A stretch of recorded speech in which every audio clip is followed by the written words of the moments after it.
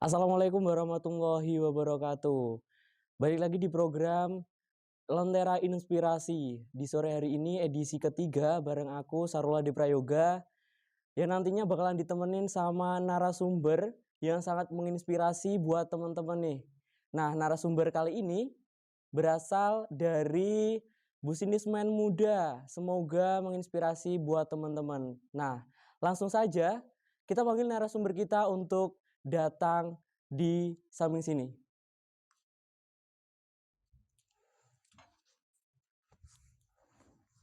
Selamat siang Mas. Oke, selamat siang Mas Yoga. Bisa dikenalkan namanya siapa, terus kemudian kuliahnya di mana, nah prodi apa, semester berapa, terus alamatnya di mana nih? Kalau Oke. boleh tahu. Oke, jadi perkenalkan ya Mas Yoga, nama saya Burhanuddin Hasan. Biasanya teman-teman bisa memanggil saya Burhan ataupun Hasan. Saya dari prodi Psikologi Islam, kuliahnya di IAIN Kediri. Ya, saya sekarang menginjak di semester 3 tepatnya. Kemudian saya asalnya juga asli Kediri, tepatnya di Dusun Sumber Nongko, Desa Ngerjau, Kecamatan Kandet, Kabupaten Kediri. Wah, lumayan ya Mas ya. Iya, lumayan. Nah, untuk perjalanannya tadi tuh kira-kira gimana, lancar gitu? Alhamdulillah lancar, walaupun mungkin ya perdesaan ya masuk kabupaten jadi agak banyak debu-debu kayak gitu dan polusi biasa. Iya, benar. Nah, jadi gini teman-teman, habis ini ada cuplikan dari videonya Mas Hasan yang menginspirasi lah tentunya buat teman-teman. Di mana sih caranya Mas Hasan bisa sampai di titik ini nih? Ini dia videonya. Ada maksud yang tertuju mengajarkanku sesuatu tentang tanah kelahiran yang begitu kaya akan pesona alamnya. Apa yang kalian ketahui tentang Kediri? Seketika saya tersadarkan oleh pesona keindahan bendungan gerak Waruturi. Akan betapa murah hatinya Tuhan Sang Pencipta. Aliran air melambangkan nikmat Tuhan yang tiada henti dalam kehidupan. Pohon rindang menambahkan kesejukan yang menenangkan. Dan tak lupa menziarahi para pendahulu untuk menghormati bahwa setiap manusia semuanya sama akan kembali beranjak dari duniawi. Makam Syekh Ihsan Jampes merupakan warisan budaya kita yang kaya. Makam yang mengingatkan akan kontribusi spiritual dan intelektual para leluhur kita. Suasana yang tenang dan damai dari keduanya sebagai kiasan masyarakat Gampengrejo akan keramahannya, serta menjadikan tempat terbaik untuk membantu memelihara kesehatan jiwa dan raga. Nah, videonya tadi kan sangat menginspirasi nih ya buat teman-teman. Nah, gimana kalau kita ulas lebih dalam nih? Kira-kira kesehariannya tuh selain sebagai mahasiswa, itu sebagai apa sih Mas kalau boleh tahu? Oke, jadi saya di bisnismen atau kalau orang di Indonesia namanya ya pengusaha. Ya. Saya kan fokusnya kan di bidang peternakan.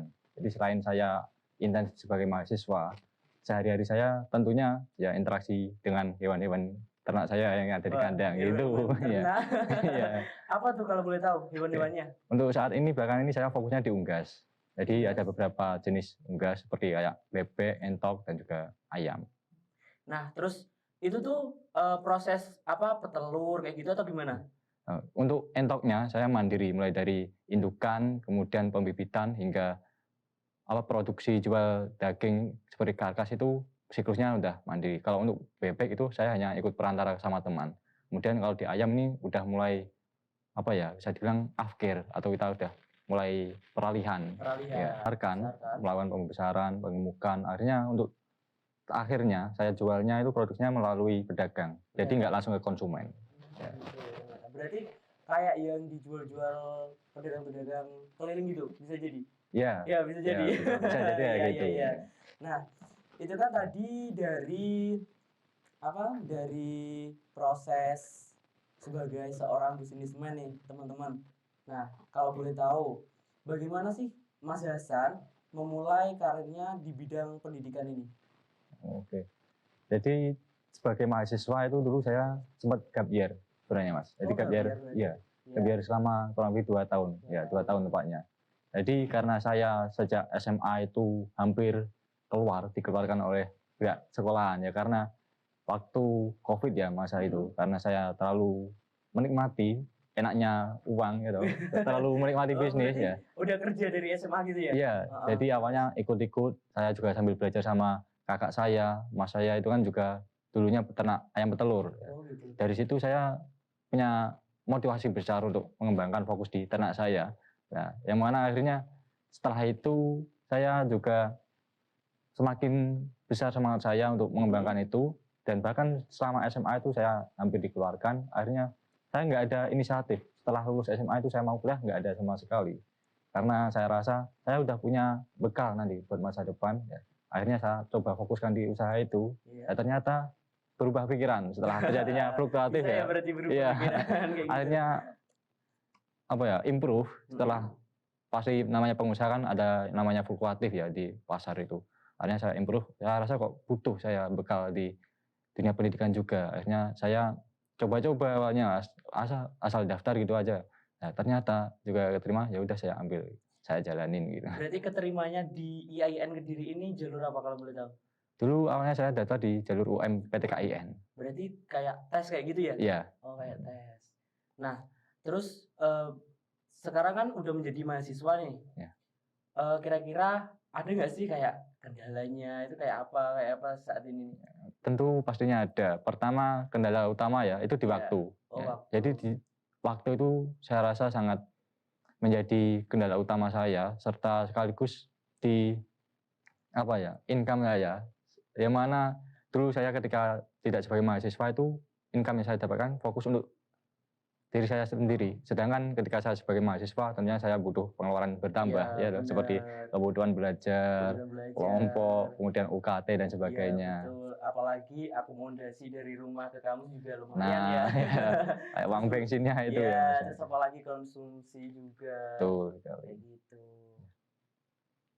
Nah, ada nggak kira-kira motivasi Mas Hasan nih bisa sampai kepengen nih kuliah, terus di sisi lain juga bekerja juga kayak gitu?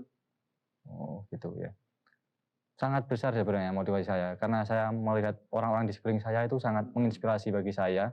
Yang mana saya juga melihat ada saudara saya itu yang jauh lebih mobilitasnya jauh lebih tinggi daripada saya. Dia juga kerja, kemudian juga kuliah. Ada sampingan di rumah, saya melihat kok saya iri gitu lihatnya. Iri hal yang positif kan bagus ya Mas ya. Hal positif maksudnya ya. Iya. Iya. Akhirnya saya termotivasi bagaimana sih saya bisa seperti itu. Masa saya cuma sama-sama mudanya ya, sama-sama masih punya tenaga, kenapa kok saya hanya fokus di satu bidang aja? Kenapa saya kok nggak berani coba di kuliah juga sekalian? Jadi saya nanti di masa depan saya nggak cuma menjadi seorang pengusaha, jadi juga sebagai sarjana dan sebagai yang lain-lainnya. Iya benar-benar. Nah, begini nih teman-teman, kira-kira motivasi dari Mas Hasan yang beliau ini maksudnya pengen menjadi pribadi sekaligus ibaratnya two in one lah, ya bekerja terus kemudian ya kuliah juga kayak gitu. Nah, kira-kira udah mulai gimana nih buat teman-teman? Itu tadi kan udah ada motivasi dari Mas Hasan ya teman-teman. Nah, tentu segala perbuatan itu kan tentunya ada tantangannya. Nah, gimana kalau kita ulas nih, gimana nih tantangannya dari Mas Hasan buat memulai bisnismen muda di usia saat ini? Oke, terima kasih untuk kesempatannya. Jadi sebenarnya saya merasa agak terlalu berlebihan ya kalau saya disebut sebagai bisnismen muda ya. Kenapa tuh? Karena saya rasa saya sendiri juga masih belajar, di tahap belajar. Kemudian pertanyaannya apa sih tantangannya? Tentunya ketika sebagai seorang pengusaha, apalagi di bidang peternakan, pengalaman saya itu ketika saya terjun di pasar sendiri. Jadi di mana disebut sebagai anak kecil di pasar itu, kalau orang-orang nyebutnya kayak ketika kita terjun di pasar itu sebagai kayak sasaran utama buat di apa namanya, kayak dimanfaatkan sama orang-orang ya. Jadi yang dewasa gitu ya, betul. Jadi produk yang kita tawarkan di pasar itu tentunya akan ditawar dengan harga yang murah. Kemudian ketika kita beli, misalkan kita cari bahan untuk kita induk atau apa, itu tentunya akan mendapatkan harga yang mahal. Itu sesuai sama yang dijual gitu ya. Betul sekali. Kayak permain pasarnya itu kita akan awalnya pasti akan kayak shock gitu. Dan itu jadi tantangan terbesar. Gitu. Nah, ternyata selain kita sebagai yang punya usaha, berarti mereka tuh juga sering kayak disama-samain, kayak misal saya sebagai penjual nih ya. Saya sebagai penjual, terus sampean sebagai pembeli. Nah, saya itu menjual harga induk ini dengan harga yang lebih tinggi daripada saya membelinya kayak gitu ya biasanya. Betul Oh, sekali. gitu. Ya. Nah, itu kan tadi dari businessman sampean ya. Ya. Tentu ada nggak sih kayak trik belajar tersendiri dari Mas Hasan nih? Kan sebagai mahasiswa juga, terus habis itu sebagai businessman, sebagai pengusaha muda, tentunya ada tuh kayak waktu-waktu yang bentrok sama kuliah kayak gitu juga gak sih? Tentunya, Heeh, pastinya ya. Tentu tentunya. hal seperti itu kaitannya waktu pasti seringkali terjadi bentrok-bentrok. Jadi kayak bagaimana saya nyiasatinya ya tentunya saya kayak jangan sampai saya istirahat sebelum saya tumbang gitu aja. Betul, Motivasi. benar. Itu bisa juga menjadi kayak prinsip kita jangan istirahat sebelum kita tumbang Betul gitu ya. sekali. Iya. Nah, ada triknya nggak kira-kira cara mengatur waktu di saat kita itu lagi ada semisal ada tugas kuliah hari ini, terus kemudian ternyata di usaha kita itu tadi juga membutuhkan sosok Mas Hasan buat semisal beli-beli pakan dan lain-lain kayak gitu. Oke.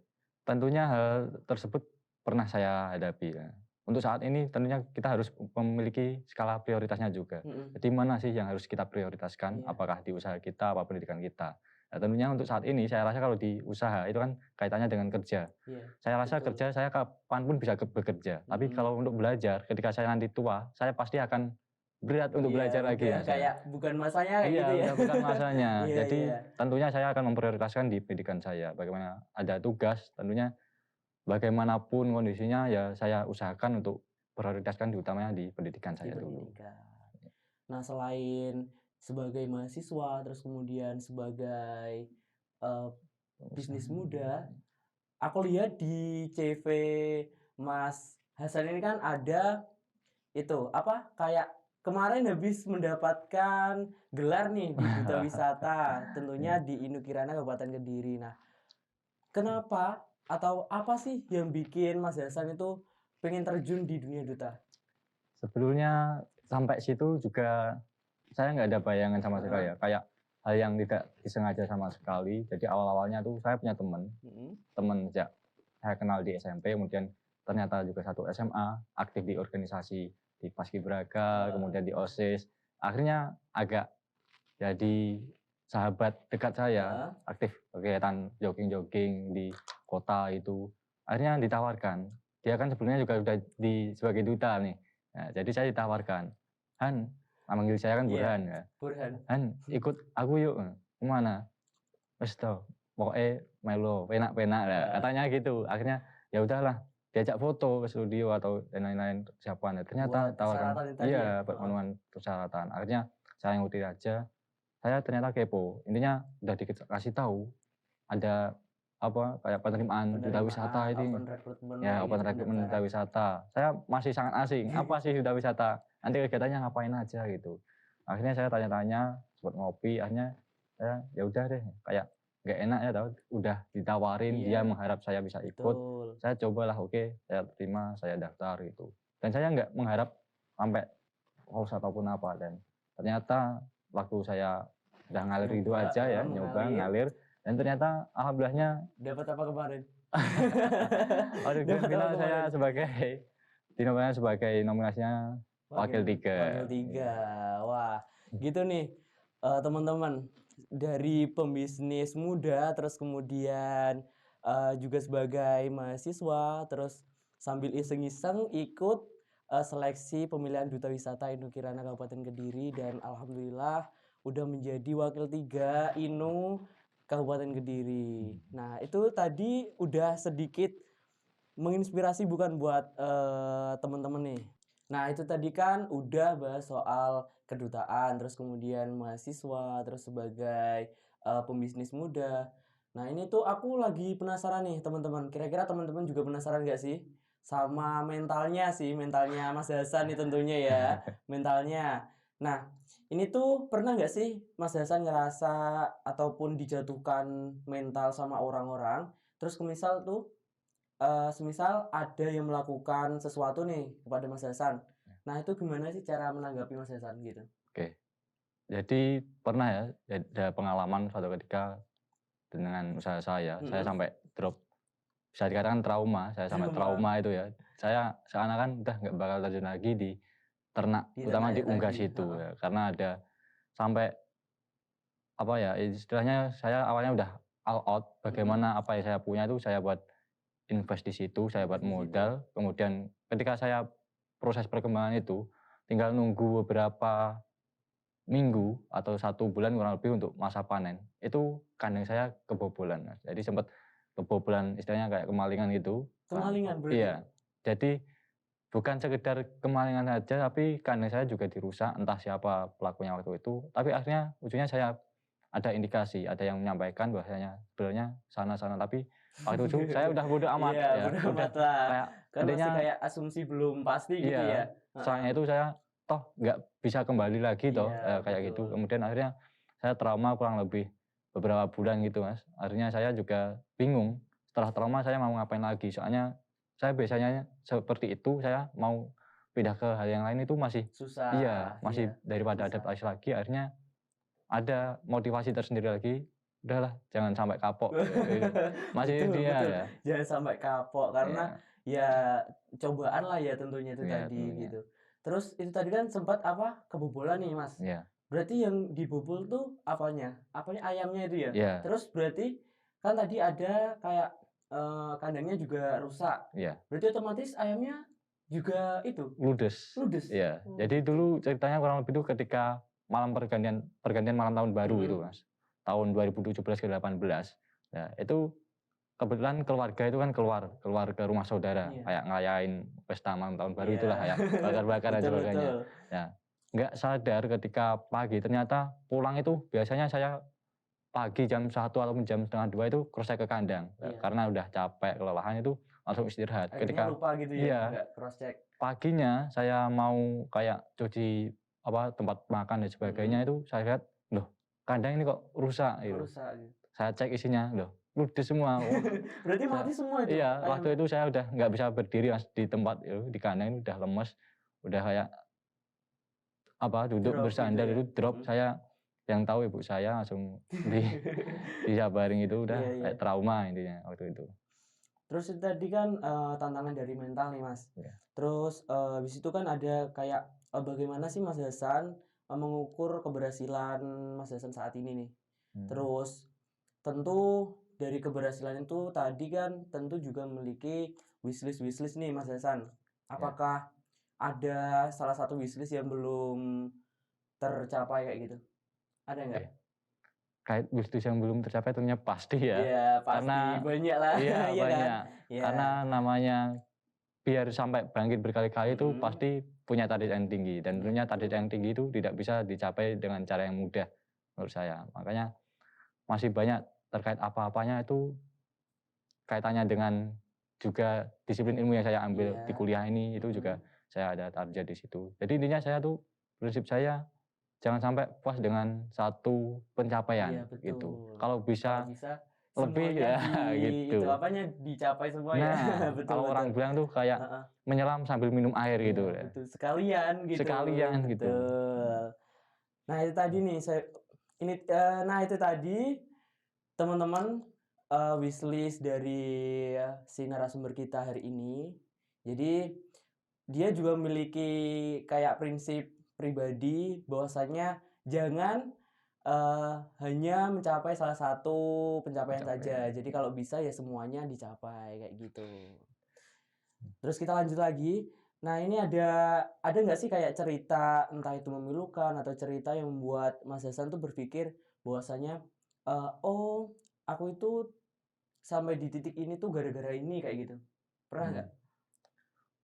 Mungkin pernah ya, kayak flashback lagi ya. Iya. Dulu sebelum saya lulus di SMA, itu kan bolos-bolos itu kan saya juga buat kerja, Mas. Jadi kayak los gitu ya, iya, tapi udah. buat kerja. Tapi di sisi lain mungkin orang-orang nggak tahu kalau bolosnya tuh dikirain ngapain padahal kerja kayak gitu ya. Kalau teman-teman saya biasanya yang bolos mau ngopi, mau dan lain, saya rasa itu sia-sia. Iya, Saya betul. sekalian buat kerja. Jadi dulu ada pengalaman kerja ikut di ekspedisi, Mas. Ekspedisi kayak pengiriman pakan ternak.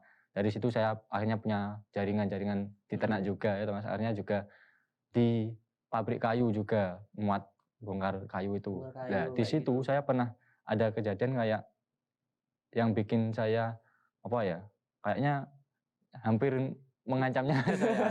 Jadi Oh, ketika berarti kayak tragedi kayak gitu ya, iya, Mas, ya? tragedi semacam waktu mau muat kayu itu, Mas. Iya. Itu kan kalau biasanya kan muatan dari bak truk itu kan lebih dikit di atasnya. Iya, Ketika lebih. waktu itu saya naik kayak apa ya, forklift kalau nggak salah namanya, sebelahnya buat yang naik ke atas itu, naik papan. Di situ saya nggak ingat kalau itu tadi papan cuma ditaruh di forklift. Oh, berarti Ya, belum sampai emang bener-bener aman tuh belum ya, Mas, ya? belum. Ya, Berarti ketika cuman ditaruh aja tapi iya, udah sampai naik di situ? iya naik di Heeh. situ kemudian dinaikkan, saya mau pindah ke bak truk yang di atas kayu itu, hampir aja bukan hampir sih, udah sampai jatuh ya. Udah sampai Jadi papan jatuh. itu jatuh, saya alhamdulillah refleksnya bisa pegang dan jika sampai saya jatuh itu di bawah udah kayu-kayu yang di bawah itu kayak misalkan sampai sampai jatuh udah Mhm. bakal nusuk gitu, Mas. Oh, Jadi gitu. kayak hampir orang-orang itu juga shock sampai Oke. bagaimana nanti Iya, sampai waktu itu padahal momennya di hari raya ke-5 kalau nggak salah. kelima. Ya, masih hari Hari raya Idul Raya Fitri Hari gitu. Raya Idul Fitri Ya. gitu. Nah, ini ada nggak sih kayak pesan dan kesan dari Mas Hasan untuk diri sendiri dan teman-teman Lentera Inspirasi nih? Oke. Pesan dan kesannya. Kalau pesan dan kesannya saya teringat dengan kata-katanya Marcus Aurelius ya, seorang Mhm. filsuf Stoik itu. Kurang lebih kalau nggak salah itu, kamu atau Anda memiliki kekuatan atas pikiran Anda, Mhm. bukan segala sesuatu yang terjadi di luar diri Anda. Sadari itu dan Anda akan menemukan kekuatan. Wah, itu tadi pesan dan kesannya dari Mas Hasan sebagai pembisnis muda yang sore hari ini telah meluangkan waktunya untuk berbagi informasi buat teman-teman. Ya semoga harapannya sih bisa menginspirasi anak-anak muda yang saat ini gitu. Nah, jadi itu tadi kisah dari narasumber kita ya teman-teman. Semoga teman-teman dapat menginspirasi dari kisah ceritanya Mas Hasan sebagai businessman, terus kemudian sebagai mahasiswa, terus kemudian juga sebagai duta wisata Kabupaten Kediri. Nah, kita sebagai generasi muda tentunya jangan senang-senang buang-buang waktu teman-teman. Jadi kita harus produktif dan kalau bisa apa yang dikatakan dari Mas Hasan tadi, kita itu harus menguasai semua bidang. Jangan salah satu bidang saja karena ya kita mumpung lagi muda juga, kita habiskan masa-masa kegagalan juga Nah, dan kita tambah relasi kepada orang sekitar kita juga kayak gitu. Nah, itu tadi program Lentera Inspirasi. Jadi jangan kemana-mana, kita bakalan lanjut di episode selanjutnya. Wassalamualaikum warahmatullahi wabarakatuh.